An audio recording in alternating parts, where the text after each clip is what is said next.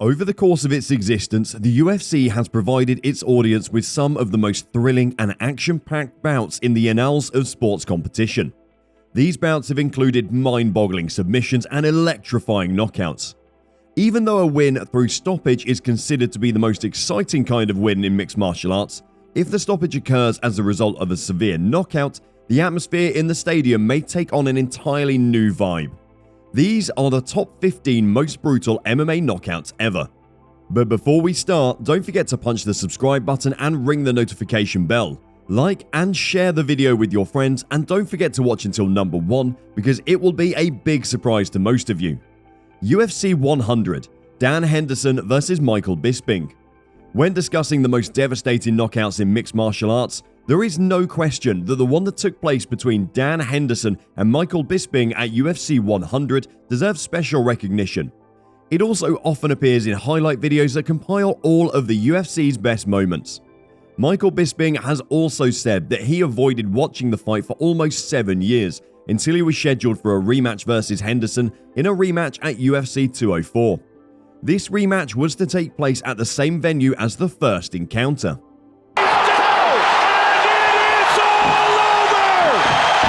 UFC 126, Anderson Silva vs Vitor Belfort Jr. When Anderson Silva knocked out fellow Brazilian fighter Vitor Belfort with a front kick that left his opponent in a shattered state, he was at the pinnacle of his career at the Ultimate Fighting Championship. At UFC 126, it occurred, and it was one of the most famous knockouts in the history of the Ultimate Fighting Championship. Front kick to the face! Wow! UFC 142, Edson Barboza vs Terry Atim. At UFC 142, Edson Barboza achieved a first by knocking out Terry Atim with a spinning wheel kick, which went down in history as a significant moment in the sport. This barn burner of a battle won Edson Barboza the Knockout of the Night prize and also earned both fighters the Fight of the Night bonus for offering their very best throughout the round. Oh my God! UFC 193, Holly Holm vs Ronda Rousey. Holly Holm put an end to Ronda Rousey's great run in the UFC when she landed with a powerful high kick that knocked Rousey down and then proceeded to rain punches on Rousey after she was down. This brought an end to Rousey's unbeatable status in the sport. Holly looking to finish! Holly Holm! UFC 218, Francis Ngannou vs Alistair Overeem. The uppercut from hell that Francis Ngannou delivered to Alistair Overeem during their fight was undeniably one of the most devastating knockouts in the history of mixed martial arts. The latter fighter lost consciousness almost immediately. Since then, the knockout punch has evolved into somewhat of a signature move for Ngannou. UFC 239, Georges Masvidal vs Ben Askren. After just a few seconds of the bout having begun, Georges Masvidal startled the world-famous wrestler Ben Askren with a jaw-dropping flying knee, setting a record for the quickest knockout in the annals of sport history. The knockout resulted in Masvidal becoming a much more prominent figure in the UFC, and it was widely regarded as the best knockout of 2019 by many professionals in the business. UFC 244, Kevin Lee vs Gregor Gillespie. After Gillespie received his chance to move up the lightweight rankings at UFC 244, former UFC interim title contender Kevin Lee knocked out Gillespie with an overhand right to the temple, followed by a hard kick to the jaw. Gillespie was knocked unconscious by Lee's combination of strikes. Check out Lee's incredible knockout, which is unquestionably one of the most spectacular knockouts to occur in the UFC in 2019.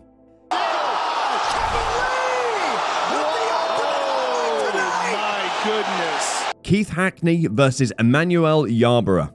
Keith Hackney, who was 5 foot 11 inches tall and weighed 200 pounds, squared off against Emmanuel Yarbrough, who was 6 feet 8 inches tall and weighed 600 pounds. The fight is known as one of the funniest in the history of mixed martial arts, despite the fact that it was still extremely brutal. It was a contest with dimensions worthy of the Bible.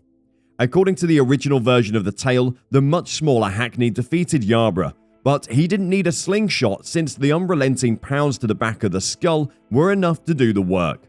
He'll just tapped out. A big man like that, it's very difficult for him to be agile on the ground, as you've noticed. UFC 181, Johnny Hendricks versus Robbie Lawler. Lawler got revenge for a unanimous decision loss he had suffered at the hands or feet of Hendricks 9 months earlier by winning a fight that ended in split decision.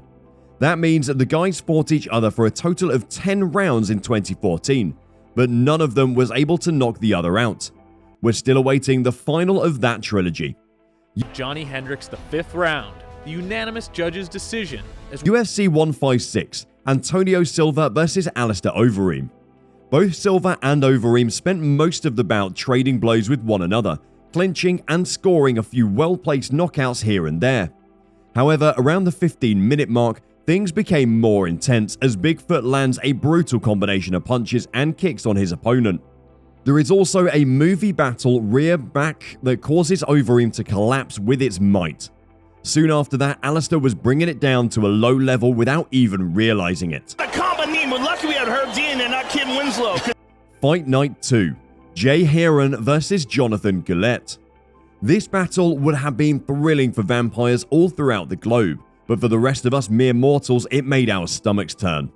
Galette suffered a significant loss of blood, but was still able to prevail in the fight because the referee stopped the action in the 3rd round. The next time he competed, however, the reverse occurred, as he was knocked out in only 6 seconds. Even though he lost the fight, in a manner that was quite humiliating, he managed to save the majority of his blood. In the long run, we can't say for certain which consequence was the worst. UFC Fight Night, Sean O'Connell versus Steve Bocek. As Bocek relentlessly beat his opponent's face on the ground for about 1 minute near the conclusion of the 2nd round, the majority of guys would have tapped out at this point. But Sean O'Connell isn't like most guys, and he rose up to throw a few punches despite spending the better part of the next 6 minutes being hammered. He did this because he's a badass. He did his best, but in the real world, where there are no A's for effort, he was not successful. However, the $50,000 that he received for winning Fight of the Night had to make him feel a little bit better, at least in a figurative sense. Nobody is sitting down Sean O'Connell. Strikeforce, Nick Diaz versus Frank Shamrock. First off, the fight starts at 6:13. Second of all, in order to demonstrate that Mike Tyson isn't the only one who can fire F-bombs at pre-fight press conferences, Nick Diaz chose this chance to challenge the tattooed choice made by the OG Frank Shamrock. After that, he followed through on his threats by attacking Frank with a barrage of hooks and punches, bringing him to the ground. You can understand why this is one of the things that draws us to MMA. What about the sportsmanship after the fight? The answer is no.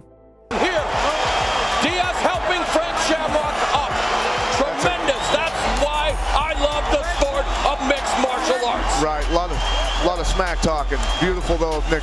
UFC 44, Randy Courtois versus Tito Ortiz. During this legendary light heavyweight bout, which, as far as we know, was not fought to bittersweet symphony, Randy Courtois and Tito Ortiz provided mixed martial arts fans with 5 rounds of non-stop savagery, including wrestling, slams, and pounds to the face. However, Courtois was able to demonstrate more dominance, and he was awarded the victory and the light heavyweight championship by a unanimous decision. UFC 87, Brock Lesnar versus Heath. As a result, Herring was able to go the distance against Lesnar, a former champion of the NCAA wrestling tournament, by adopting a number of tried and true techniques that kept him from being submitted by the, at the time, inexperienced MMA fighter. However, the blow that he absorbed at the outset of the battle was one that very well decided the outcome of the bout. There is just so much that can be accomplished by technique when up against Lesnar's right hand. Pulls him over. UFC 202, Conor McGregor versus Nate Diaz. It wouldn't be fair to write a full list and not include Conor McGregor, so here's a concession we're ready to make. The rematch lived up to the expectations, with both men making it to the point where the judges were forced to select the winner. In the first fight between these two, which Diaz won by submission in the 2nd round, the bout did not live up to the hype. That turned out to be advantageous for McGregor in the end. In addition to this, the fight ended up shattering records held by the UFC for the most pay-per-view purchases in their history of the organization. What a fight. They left it all inside the octagon. What a fight.